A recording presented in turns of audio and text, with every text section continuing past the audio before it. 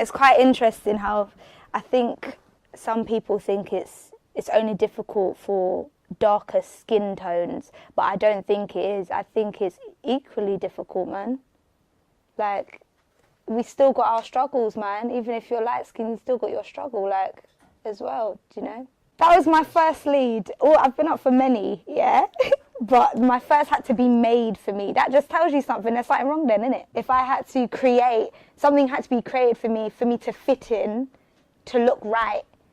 Yeah, I think people think it's easier because you're light skinned. Like, but I don't think that's the case. I really don't, because there's been multiple auditions I've gone for, multiple stages of, you know, like when I've auditioned, callbacks, and, you know, almost thinking I'm going to get something, being that close or whatever to getting something, particularly in this case I'll say lead roles, and,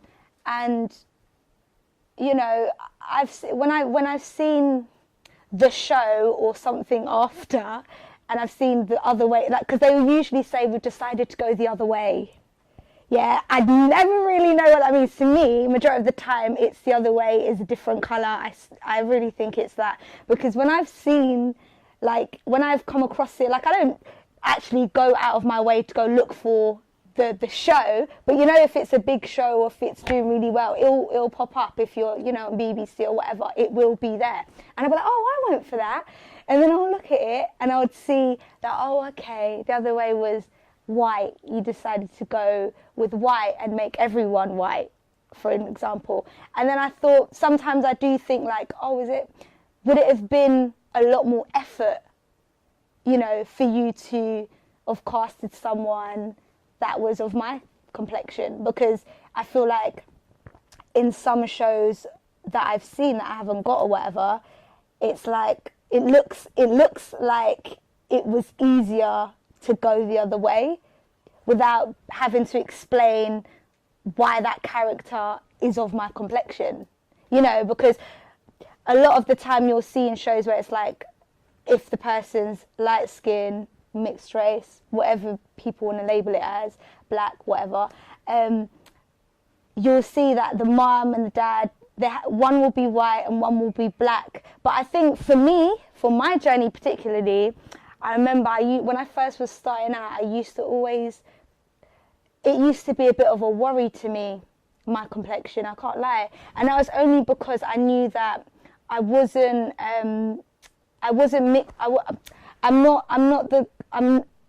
very fair. I'm very fair in skin tone. So when people see me, they can't place me sometimes, like, where are you?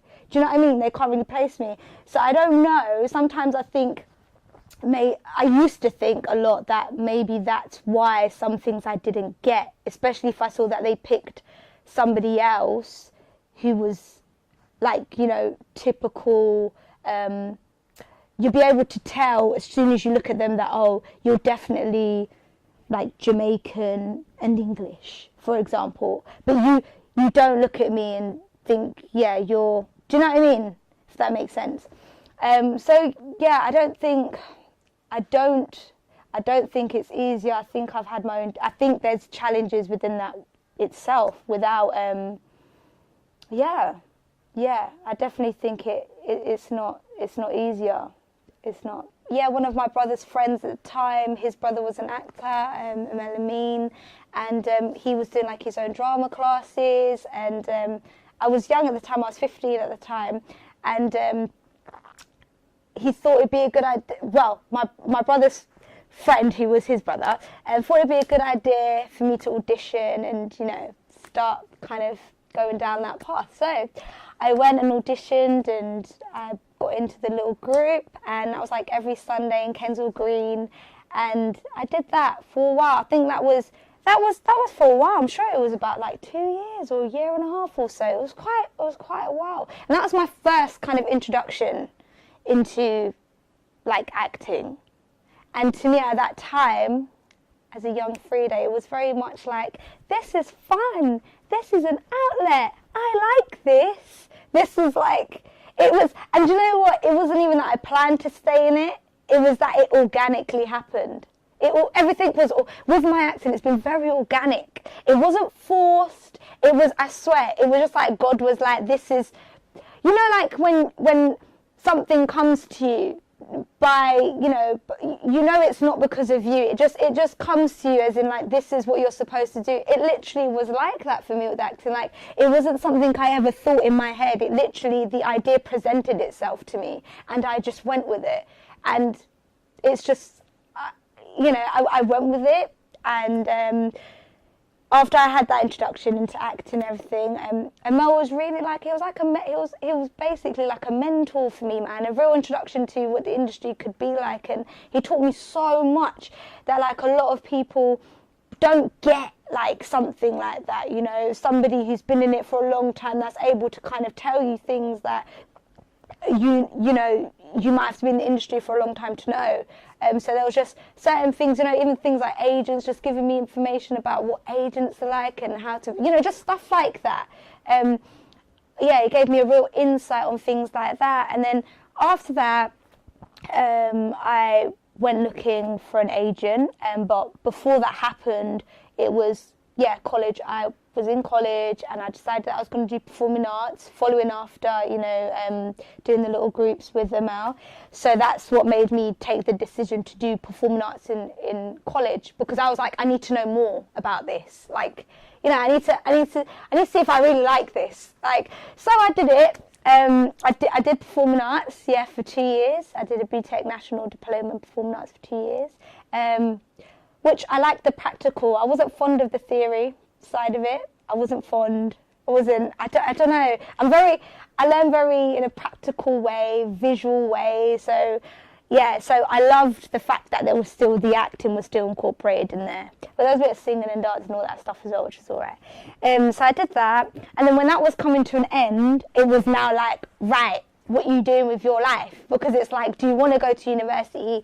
Do you want to go to drama school? So I'm like, well, obviously, I want to continue this. So then it was like, do you want to go to university, drama school? You know, because, you know, in college, they make you actually have a class where you have to do that UCAS stuff. Like, there was no avoiding. That was like, you had to do something in that time. Like, so I was in that position where I had to, like, make decisions. And that's when, and then I was like, okay. To be honest, I kind of dreaded wanting to go through that drama school route. I just felt like, I felt kind of forced. A part of me felt a bit forced because in college, they make you pick that stuff. Like, they make you decide about university and to send applications. Like I said, there was a class that was dedicated to that, to doing your UCAS thing, application or whatever. So I was like, okay, this is kind of like, let me just try. I'll just try it then. I'll try. Maybe I like it. Let me try. So I paid my £50 for each audition, because yes, you have to pay. I wasn't aware of that, but my lovely dad, he decided to, he helped me, contributed. So I auditioned for Lambda, RADA, Central School of Speech and Drama. I think East 15, I think it was 4 of them or 5 of them. I'm probably missing out one, but let's just say those, RADA, Lambda, Central School of Speech and Drama for now. Let's say those, because those ones I know I definitely auditioned for. I can't remember the other 2, if there was other 2. But I auditioned for them, and I got rejected. All I heard was it was unsuccessful. My application was unsuccessful. I was 17 at the time as well, by the way. And then Central School of Speech and Drama, they told me that I should go and get more life experience and maybe come back in a few years. That was after I got to the second stage. So after that, I can't lie, after that I was just like, hold on, why do I need to go through all of this anyway? Like, this can't be the only route. Like, you know, like, really? Like, do I really need to... I should really wait a few years to go back. I was like, no, I'm not on that. I want to do something now. And I don't think that I have to go through this in order to do what I want to do. Yeah, I don't think so. So I thought, you know what, there has to be like little part-time drama schools or whatever. So I started looking for like part-time ones, because I decided that, you know what, I'm not even going to audition back. I'm just for the drama schools. I'm going to leave college. I'm going to get like a little flexible job, like something, you know, that is as and when. that works around my schedule. So I decided I'll get something like that, like on an agency or something. So I did that, and then I was like, right, looking for this part-time drama school now.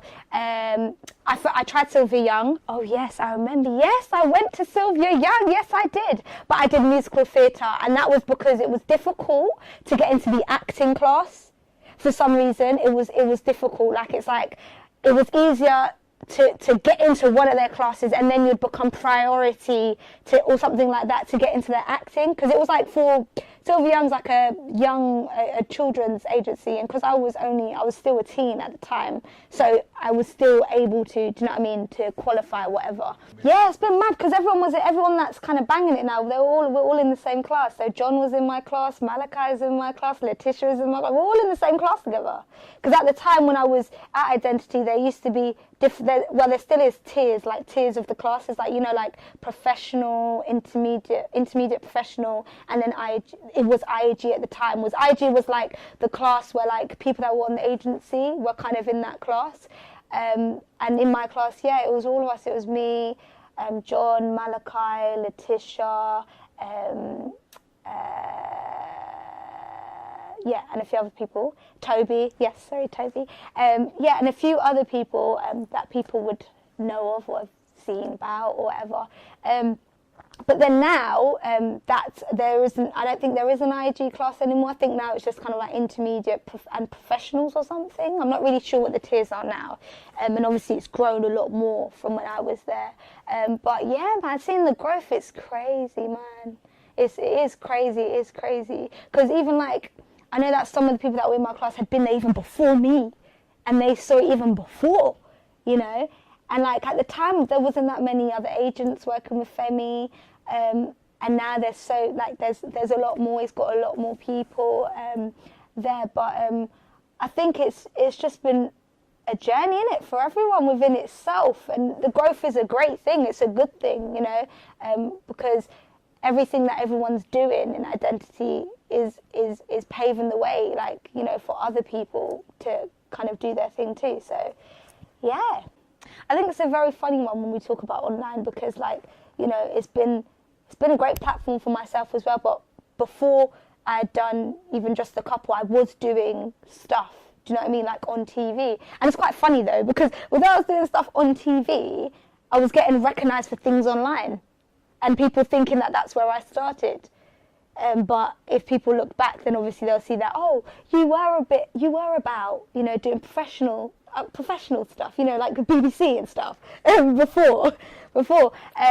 I guess people that look into it would know that. But to other people, you know, that would just see me, like, you know, walking around in the street or whatever, would be like, hey, you're that girl from, you did that chicken thing or something. They'll recognise me from that. I guess for me, I've always been selective. Well, I've been, not always, because at the beginning I was doing, well, before I had an agent, before any of that, I was quite open to doing things online and stuff like that. And obviously my brother was also doing a lot of things online as well. He was doing like little shorts and stuff like that. But I became very selective, and even when I got signed to my agent, you know, these are things that we did speak about early on in my career, about, you know, online and stuff like that at the time, because I was doing a bit of presenting and stuff as well. And I had to make you know, because I was trying to break into acting, I had to make a decision, like, do I want to be known as a presenter? Because the way online was happening at the time as well, it was like people were becoming, you know, were getting recognition or whatever from being online. So it was like, what do I want to get recognition from first, kind of thing? Do I want to make my stamp on, you know, that I'm a professional actress, that, you know, I've done, you know, quality work, high profile work, you know, on TV and stuff. And I knew that it was important for me to be recognised as that, well, in the industry, you know, that I wanted that kind of recognition from the industry, not necessarily people online and things. So I made the decision from there, which kind of paved the way for the other decisions I made. That I said to them that, you know what, my brother it's a no-goer. Like, sorry, not a no-goer. It's a no-brainer. It's my brother. Whatever my brother does, I'm involved. That's my brother. Do you understand? So they knew that whatever he was doing, I let them know I made them aware, obviously, that he does stuff and he's making stuff and whatever, and I'm down for whatever he's doing. I'm down for, and they're like, that's cool, that's fine, it's your brother. I was like, yeah. So I just basically made that choice to be selective, that whatever I was going to do online was going to be whatever my brother was making. It's a bit, I don't know how people, but I made that decision that whatever my brother was going to do online, I kind of was going to be involved in, and that's what happened with like Just a Couple. It was that kind of thing. It was literally, he would call me and be like, Frieda, I've got this thing, yeah, it's on this date, and boom, I'm there. It wasn't like, Frieda, can you do this? No, it's my brother. He knows, just calls me, and then we do dudes, we just do the thing. My first role was for BBC Two, and it was a TV movie called Excluded. Yeah, and that was my first thing. Yeah, it was funny though, because nothing was really scripted. My lines weren't really scripted because it was students in a class. I was part of the school, kind of the classroom students. So it wasn't really, I said a few lines here and there, but it wasn't really like a lead, a guest lead or anything like that. But it was interesting. It was very bizarre. I found it very bizarre at first. But because my brother always had a camera, it wasn't like strange. It was bizarre, but it wasn't like strange, because I was used to seeing him with his little camera. But then I was like, oh, there's all these lights, and this is weird, isn't it? And it's like, don't move, here's your line, don't move, stay on mark, kind of thing.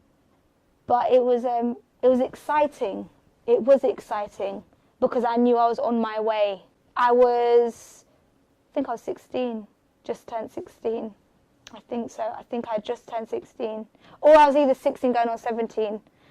It was one of those. I was young. It was 16 or 17, one of them. I think a lot of the things I've gone through up until now, I think was preparing me for that, preparing me for something like that. Because you always say, when you start off in acting, I want to be a lead, but do you know what that means when you're a lead? Do you know what kind of pressure that is when you're a lead? What kind of, so it's quite a lot of pressure, and Just a Couple, the BBC Three version, people got to understand. We had 6 days, mate. Yeah, it's almost it's practically a two-hander of me and Michael. We had 6 days, to get our stuff together. We couldn't even learn all our lines off by heart. That was 6 episodes we had to know in 6 days, and we're filming, every day. And we had there's intense scenes in there that weren't in some of the things we shot were not in sequel. A lot of the things I went through, and I used to say I really wanted to be a lead and stuff like that. When I think about it now, would I have been able to play Shav in the BBC Three version? Would I have been able to show her in that way if I did this? Maybe at the time when we did the YouTube stuff, if I had done the BBC stuff at the time of the YouTube stuff, would it have been what it is now? And the answer is no, it wouldn't have been, because there was some growing I had to do to be able to do that. There was a certain maturity I needed to show that part of Shav, that I wouldn't have been able to a few years ago. Definitely things in my life experience has definitely shaped me to be able to have taken on that role now. But the way it came about, it was so like I said, it was created by my brother. It was no technical thing. It was literally a phone call. It was probably a phone call, or a text or something, Frieda, there's this thing, you in this guy in the car got this idea, and he was testing out his writing at the time. He was doing this test at his writing at the time, and he wanted a really simple concept, something he could do on his own, because he did everything on his own, it was really simple. We were just in the car. He gave us a script. It was about, chicken and a relationship and we did that, and that got a lot of views online. A lot of people liked that. It received a lot of positive feedback, and so he was like, okay, let's do more of this, test that his writing again on a few other, different episodes or whatever. And we literally banged out the next 3 in one day. And we did that because Michael was going away as well. So we were like, man, we got to try bang this all out. And I remember the 3rd episode, Sebastian was like, I don't know if we can get all of this in. And we're like, do you know what? Forget the script, forget all of that. We're just going to, what's the concept? Cool, let's do it. And that's what happened. Like with, when it came to like the third one, me and Michael, we were so good like that. I don't know how we worked so well together that we were able to create something with just him telling us what he wanted, knowing each other and the concept. And we knew we could make this. And we just did it in a room, us 3. My brother with the camera and, just us 3 literally. And, and then after that, Michael flew away. So it was quiet after that. We couldn't do no more, just a couple stuff. And, you know, obviously the journey from then, which was almost like 4 years ago, till now, a lot of things happened in between with, you know, before it got picked up and that. A lot of things Sebastian went through in between. And, you know, it grabbed the attention of Big Talk Productions, you know, a massive production company. And, you know, they forwarded it on to, you know, BBC. BBC loved it. BBC decided to, you know, commission it for 6 episodes. And it's like, it sounds really like I've made it simple, but I don't want to ramble. But it was, I'm sure when you talk, if you speak to Sebastian, like it wasn't a shortcut thing. Like there was a lot of things he went through, you know, before that happened. And there's a lot of things me and Michael went through in our lives before that happened. You know, it's just funny because that was my first, like, just a couple was my first lead role. And I've gone up for many lead stuff, you know, before and haven't got. But it's just funny because my first lead was something that, you know, had to be written for me, was something that my brother had to create, you know, for me. And in a way, it's amazing, man. It's really amazing because it's really good as well because he showed me in a great way. Do you know what I mean? It wasn't in a stereotypical way. He really, it really introduced me in a great way to the world, you know. So yeah, we did all of that in 6 days. Come on. There was even a time I was like to Michael, I don't think I can learn all of this. This is a lot. And he was like, but you want to be a lead, yeah? It's like, yeah, this is what being a lead is, isn't it? I know if it wasn't what it was, if it was a 30-minute thing, we had more money, yeah, it wouldn't have been that, we wouldn't have had that much pressure. It would have been a lot less, because it was very tight. It was a very tight shoot. And anything that didn't happen in that time, say if like the shooting was like from, I don't know, like let's say 11 till 6, yeah? That's what it is. Go over 6 p.m, yeah, you got to pay people more, or we got to cut stuff. That's what it is. So anything that couldn't get done, that Sebastian really wanted to get done, if we went over time, it's getting cut because we had 6 days, like, to do this. So it's like, if you're not fitting all of that, if that can't get done because of equipment or whatever, or, you know, just things happening, then, like, it is getting cut. Do you understand? And there's some things, obviously, he felt were crucial, you know? So it's like, we as actors, we're you know, me and Michael, we really had to be each other's best friends. We really had to be like random guys, like partners in crime, because it was like, we got to be on point, yeah? We got to be on point. We got to be on point because if we don't want to feed into we don't want time to go over because we forgot our lines. Like, do you know what I mean? Like, let's just try to be on point as we can to the point where we were, you know, me, him and Sebastian were doing stuff at home. So we were like, yo guys, you know, luckily because it's my brother, you know, we're like, listen, yo, you guys, we just better come to my house, eat some rice and chicken and do this. So that's what we did. We took out time to work on it ourselves. So we put in work outside of that we weren't being paid for, yeah? But we wanted this to bang, man. We really wanted it to bang because it meant a lot, not only for us, but for everyone else, you know what I mean? It was important to us that this came out, you know, good.